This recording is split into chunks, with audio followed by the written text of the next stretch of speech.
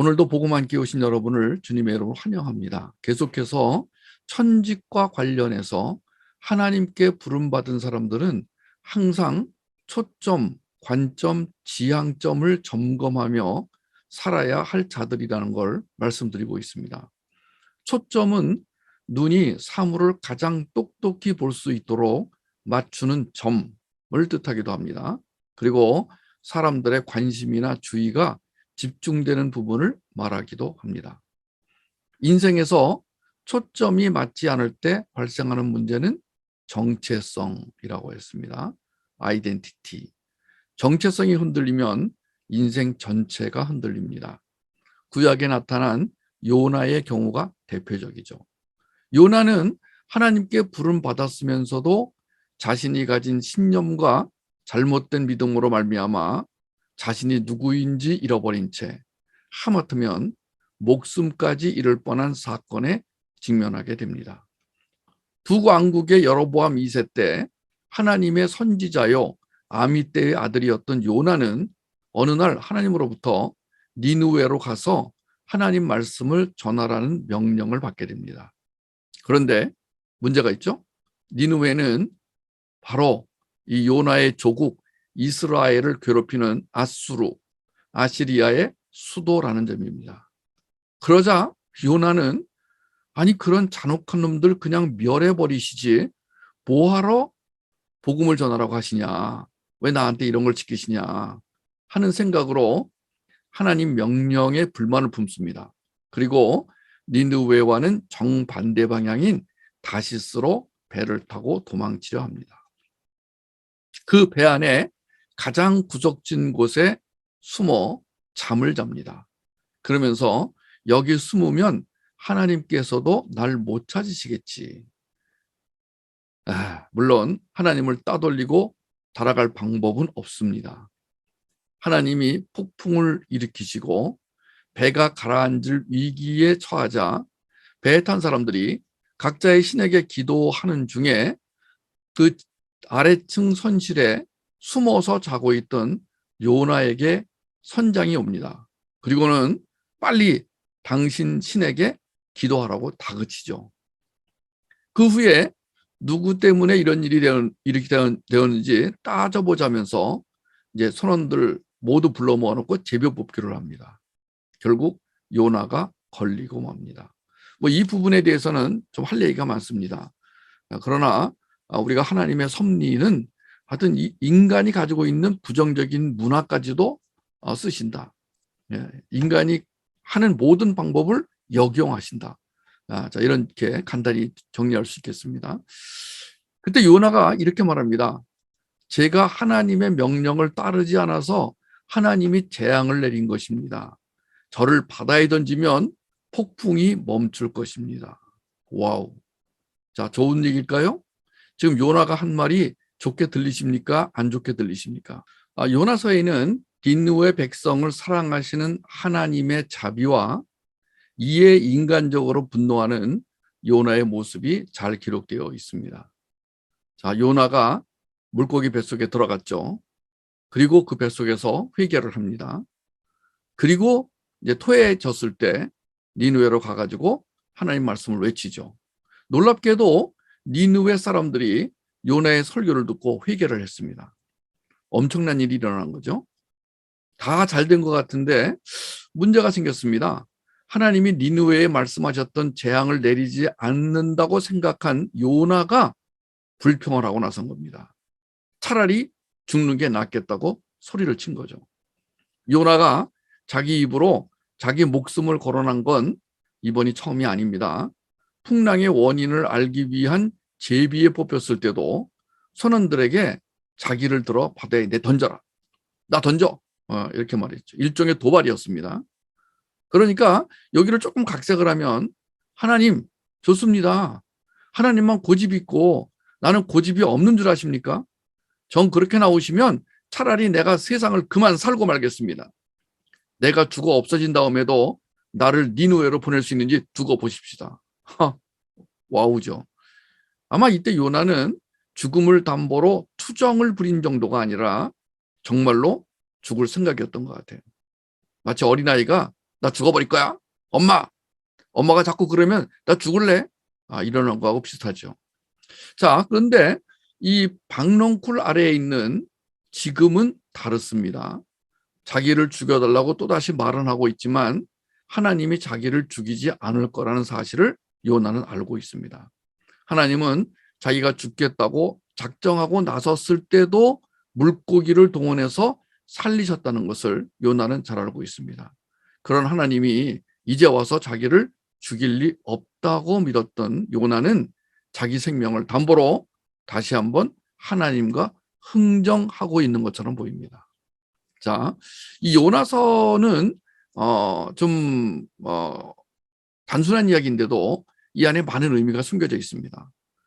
예수님이 요나와 같이 내가 3일 동안 죽었다가 살아날 것이다. 요나를 비유로 말씀하시기도 했죠. 그런데 오늘 요나를 굉장히 좋은 사람으로 또는 제가 지금 말씀드린 것처럼 문제 있는 사람으로 볼 때 저는 오늘 요나의 태도는 문제가 있다. 처음에 니느웨로 가라고 할 때 니느웨로 가지 않고 다시스로 간 것부터가 문제 있는 사람이었다. 이렇게 보고 있습니다. 자, 이 요나를 제가 오늘 왜 들고 나왔냐면 정체성을 잃어버린 하나님 백성의 대표적인 모습이라고 생각했기 때문입니다. 요나는 선지자 혹은 예언자라는 천직을 받았음에도 불구하고 정체성 불명으로 인해 그 선지자의 기본 자세를 잃어버리고 만 사람이었죠. 대표적인 사례입니다.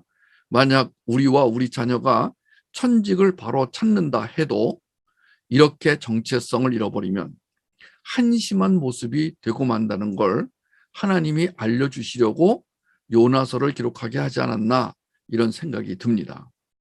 이 요나 이야기를 가만히 살펴보면 니느웨 사람들의 전면 회개라는 엄청난 태도 변화에는 요나의 태도가 연관되어 있는 걸 엿볼 수가 있습니다.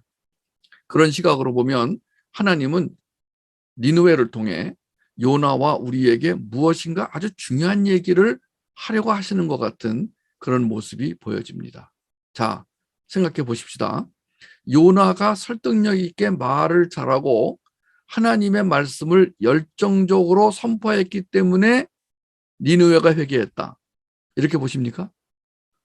자, 이 말씀을 잘 보시면은요, 요나서를 보시면은 단지 요나가 니느웨에 들어가서 하나님 말씀을 전했더니 니느웨가 회개했더라.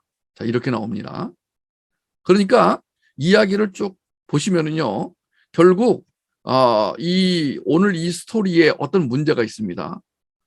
something problem, 어떤 문제가 있습니다. 그런데 그 문제의 원인 제공자가 이방인인 니느웨 사람이 아니라 요나였다라는 것을 우리는 이제 알게 됩니다. 생각하게 됩니다. 우리 생각에는 요나가 하나님의 메시지를 잘 전하면 그 무서운 아수르의 니느웨 사람들이 하나님 메시지를 들은 다음에 어떻게 반응할 것인가 고민하다가 회개하자 이랬을 것 같은데 성경에는 그렇게 기록되어 있지 않다는 거예요. 요나가 니느웨에 가서 메시지 선포하기를 얼마나 싫어했는지에 대한 내용만 나와 있지 다른 내용은 전부 일사천리로 휙휙 진행되고 있는 것을 보게 됩니다. 마치 모든 문제가 요나로부터다 이렇게 말씀해 주시는 것 같아요. 요나가 이렇게 말했죠. 니느웨를 심판하시는 것이 정 내키지 않으면 대신 제 생명을 거두어 가십시오. 자, 어떻게 하겠습니까? 저를 택하시겠습니까? 니느웨를 택하시겠습니까? 양자택일을 하십시오. 하나님을 향해 불만을 털어놓는 요나의 모습은 좀 가관이죠. 이것이 정말 요나의 진실한 태도였다면 말이 되지 않습니다. 마지막에 요나가 니느웨 성 동쪽 편에 초막을 짓고는 니느웨 성읍을 지켜보았다는 성경의 기록만 해도 그렇습니다. 니느웨 성읍을 눈 크게 뜨고 지켜봤다는 것은 두고 보자 이런 생각 때문에 아니었을까요? 요나가 고집스럽게 하나님이 아무리 니느웨를 용서하시고 싶어도 내가 이 정도까지 하면 내 마음을 헤아려 심판을 내려주실 것이다. 아마 이렇게 생각했던 것 같아요. 자, 내가 이 정도까지 하면 내 마음을 헤아려 저놈들을 하나님이 박살을 낼 것이다. 하나님, 니느웨는 용서받으면 안 됩니다. 니느웨가 우리 조국을 얼마나 괴롭혔는지 아십니까? 저놈들을 벌을 내려주십시오. 참 대단하죠? 왜 대단하냐면 하나님의 뜻을 헤아리지 못하는, 우리가 정체성이 흔들리면요 하나님의 뜻이 안 보입니다. 초점이 안 맞으면요 엉뚱한 곳에서 문제를 해결하려고 합니다. 가장 대표적인 것이 자기 신념, 자기 고집, 자기 이상, 이런 걸 가지고 문제를 해결하려고 하죠. 하나님을 믿는다고 하는데 하나님이 없어요. 하나님 뭐라고 말씀하신 것에 대한 순종이 없습니다. 자, 내가 이 정도까지 했다. 이게 무슨 뜻이죠? 지금 요나는 지금 하나님을 전적으로 신뢰하지 않고 있다. 그러니까 정체성이 흔들리면 믿음도 흔들린다. 정체성이 흔들리면 신앙의 내용이 불명확해진다. 신앙의 대상에서 벗어나게 된다. 자, 관역 얘기 또 합니다. 화살을 쏠 때 맨 가운데 딱 맞춰야 10점이 나옵니다. 그런데 거기서 벗어나는 것을 하마르티아. 자, 우리가 죄를 말할 때 그 죄는 관역에서 벗어남, 10점 만점에서 벗어남, 조금만 벗어나도 하마르티아가 됩니다. 그러니까 우리는 항상 이 초점, 하나님의 뜻, 하나님의 마음, 하나님의 계획, 하나님의 본질, 이것을 정확히 알고 거기에 인생의 모든 것을 맞추는 게 필요하다는 것입니다. 그게 정체성이라는 것이죠. 요나는 지금 자기가 어떤 상태인지 모르고 있습니다. 정체성은 이렇게 하나님의 사람마저도 무기력하게 만들기도 하고, 또 반대로 정체성이 바로 세워지면 아무것도 없는 상황에서도 역동적으로 살아가기도 합니다. 지금 상황이 역동적으로 살 상황이 아니에요. 그런데도 정체성이 분명하고 초점이 맞으면 그렇게 살게 된다는 거예요. 하나님에게 초점이 맞춰지지 않으면 요나처럼 혼란 속에서 헤매게 되는 거예요. 이 배 선원들이 요나를 들어서 바다에 던졌다니까요. 지금 하나님의 백성이, 선지자가 지금 이방인들에 의해서 바다에 내던져지는 지금 일이 일어나는 거예요, 지금. 요나는 자기가 니느웨에 가서 말씀을 전했다는 것만으로 자기는 마치 완성된 사람이다. 잘했다. 난 정말 훌륭한 일을 했다. 이렇게 굴었지만 하나님은 그런 요나를 계속 타이르십니다. 그리고 인도에 가십니다. 요나가 하나님을 답답하게 여기는 기간이 있었죠. 자, 하나님 왜 이러십니까? 하나님 저 니느웨 사람들을 구해내신다고요? 그러지 좀 마세요. 답답해요. 예, 저놈들이 어떤 놈들인데요. 이렇게 여기는 기간이 사실은 반대로 하나님께서 요나를 기다리는 시간이라고 볼 수 있다는 거예요. 자, 요나가 답답하게 생각하는 기간이 반대로 하나님이 요나가 바로 세워지기를 기다리는 기간이다.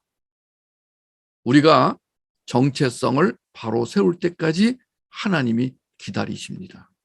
앞에서도 얘기했지만은 요나가 니느웨 성읍을 지켜보는 모습은 그리 아름답지 않습니다. 정작 요나가 지켜봐야 할 것은 니느웨 성읍이 아니라 말라 비틀어진 자신의 영적 정체성이었던 것입니다. 요나가 지금 뭐 하고 있습니까?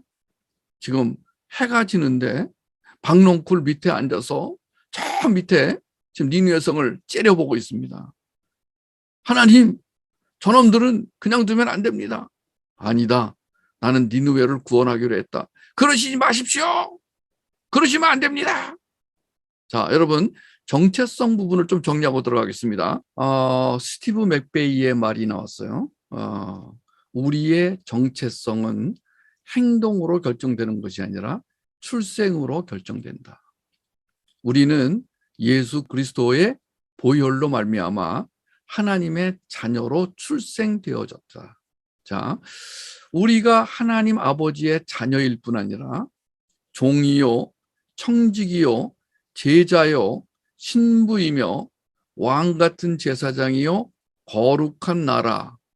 우리 요즘 종종 제가 여러분에게 나는 하나님과 어떤 관계인가? 우리는 하나님과 어떤 관계인가? 천직을 찾아간다는 것이 무슨 의미가 있는가? 얼마나 중요한가? 이런 것들을 여러 번 말씀드렸어요. 우리는 하나님의 자녀로 출생되어졌습니다. 그리고 하나님의 종이 되기로 우리는 결심했고요. 또 하나님의 청지기요, 제자요, 신부로 인정받고요. 왕 같은 제사장, 거룩한 나라로 임명되었습니다. 이렇게 우리를 피로 값주고 사신 주님에 의하여 우리의 신분이 정해지고 정체성이 결정되어집니다. 다른 무엇으로 우리의 정체성이 결정되지 않습니다. 초점을 잘 맞추시기 바랍니다. 구약의 요나 선지자는 물론 누가복음 15장의 탕자처럼 정체성과 세계관이 흔들리면 천직을 찾겠다는 마음은 어디론가 사라지고 자신의 야망과 꿈을 이루기 위해 돈 많이 버는 직업을 찾으려고 애를 쓰게 될 겁니다. 비극이죠. 그건 비극입니다. 그것은 그리스도의 피로 거듭난 자녀에게 주시는 사랑을, 은혜를 정면으로 거부하는 거예요. 하나님의 명령을 정면으로 거부하는 거예요. 니느웨로 가라. 그랬더니 다시스로 도망을 가는 거예요. 하나님 아버지는 자기를 버리고 집을 나간 아들을 기다리고 또 기다리셨어요. 니느웨로 가라는 명령을 의도적으로 거부하고 다시스로 가려는 요나를 물고기를 시켜 방향을 바꾸게 하셨어요. 하나님은 한 번 선택한 자기 자녀를 결코 버리지 않으십니다. 다시 말할게요. 하나님은 한 번 선택한 자기 자녀를 결코 버리지 않으십니다. 신명기 31장 6절 다 같이 큰 소리로 읽겠습니다. 너희는 강하고 담대하라. 두려워하지 말라. 그들 앞에서 떨지 말라. 이는 네 하나님 여호와 그가 너와 함께 가시며 결코 너를 떠나지 아니하시며 버리지 아니하실 것임이라. 아멘. 시편 94편 14절 여호와께서는 자기 백성을 버리지 아니하시며 자기 소유를 외면하지 아니하시리로다. 아멘. 느헤미야 9장 19절 주께서는 주의 크신 긍휼로 그들을 광야에 버리지 아니하시고 낮에는 구름 기둥이 그들에게서 떠나지 아니하고 길을 인도하며 밤에는 불 기둥이 그들이 갈 길을 비추게 하셨사오며. 믿으십니까? 여러분, 우리가 하나님의 뜻에 따르기로 마음먹는 그 순간 구름 기둥과 불 기둥이 우리를 인도해 가실 것입니다. 다시 한번 탕자를 사랑한 아버지, 요나를 사랑하신 하나님, 요나뿐 아니라 니느웨까지도 사랑하셔서 그 이방인들을 구해내시고자 하셨던 그 하나님을 기억하며 사랑하는 여러분과 여러분의 자녀가 올바로 초점이 맞춰진 상태에서 천직 찾기와 천직 수행에 성공하는 삶을 살게 되기를 주님의 이름으로 축복합니다. 자, 오늘 초점을 잘 맞춰야 천직 찾기에 성공하고 초점이 맞아줘야 천직이 수행이 될 것이다. 천직을 수행한다는 것은 어마어마한 일입니다. 우리 인생에 얼마 안 됩니다. 우리에게 주어진 시간이 다 긁어봐야 잠자는 시간, 화장실에 있는 시간, 뭐 떠드는 시간, 뭐 장난하는 시간, 이거 빼고 나면은요, 우리가 정말 알차게 쓸 수 있는 시간이 얼마 없습니다. 그러니까 하나님이 천직을 찾게 하셔도 그 천직을 수행할 수 있는 시간이 얼마 없습니다. 그런데 하나님이 그 천직을 수행하는 동안 우리에게 놀라운 선물을 주십니다. 그게 뭔지 아세요? 마음의 기쁨과 감사와 평강을 주신다는 것입니다. 기쁨과 감사와 평강이야말로 하나님이 주시는 그 선물이야말로 우리 인생을 값어치 있게 하고 우리를 신나게 합니다. 하나님 그렇습니다. 제가 무엇으로 이 마음이 평안해지겠습니까? 제가 무엇으로 감사할 수 있습니까? 이 세상은 점점 어두워져 가고 살기가 힘들어져 갑니다. 1초에 7만 원의 빚이 쌓인다고 합니다. 우리 대한민국이 지금 빚이 얼마나 빨리 쌓이냐면 똑딱하는 사이에 7만 원의 빚이 쌓인답니다. 이것을 우리 자식들이 갚아나가야 됩니다. 하나님, 이 땅 살려주십시오. 하나님 우리 민족 살려주십시오. 하나님 우리 가족 살려주십시오. 하나님 우리 자녀를 살려주십시오. 하나님이 걱정하지 마라. 내가 가라는 대로 가면 된다. 내가 하라는 대로 하면 된다. 너는 나와 함께 있으면 된다. 나와 붙어 있으면 된다. 내일 성막 공부할 때도 말씀드리겠습니다만은 내일 성막 공부 시간에 이제 등잔대를 공부하게 됩니다. 등대. 그 등잔대가 바로 그 나무로 돼 있잖아요. 살구나무로 이렇게. 그러니까 가운데, 맨 가운데가 예수님이고 양쪽으로 세 개씩 6개의 가지가 이렇게 뻗어나와 있잖아요. 그러니까 이것은 뭘 의미하는 거냐면은 예수님에게 붙어 있는 가지들을 형상화한 겁니다. 그 등대. 제가 등대를 오늘 정리하면서 내일 기대가 되는데, 지금 뭐 우리 소요리 문답 공부할 때든지 성막 공부할 때든지 하나님이 얼마나 참 하나님이 어떤 분이신지를 알려주시고, 그냥 하나님이 그냥 이렇게 뭐 지나가는 말로 야 이거 만들어라, 얘들아 저거 만들어라, 얘들아 천직 찾아라 이러시는 게 아닌 거예요. 하나님의 말씀 한마디에 들어있는 그 깊이와 넓이를 생각하면은요 소름이 돋습니다. 여러분 오늘도 이 복음한 길을 통해서 여러분에게 그 하나님이 주시는 기쁨과 감사와 평강으로 넘치시길 바라고, 여러분에게 주어진 시간과 재물과 건강을 하나님 나라를 위해서 쓰여지게 될 때 우리가 얼마나 가치 있는 인생이 될지를, 그리고 우리 자녀가 그것을 알고 살아갈 수 있게 되기를 주님의 이름으로 축복합니다.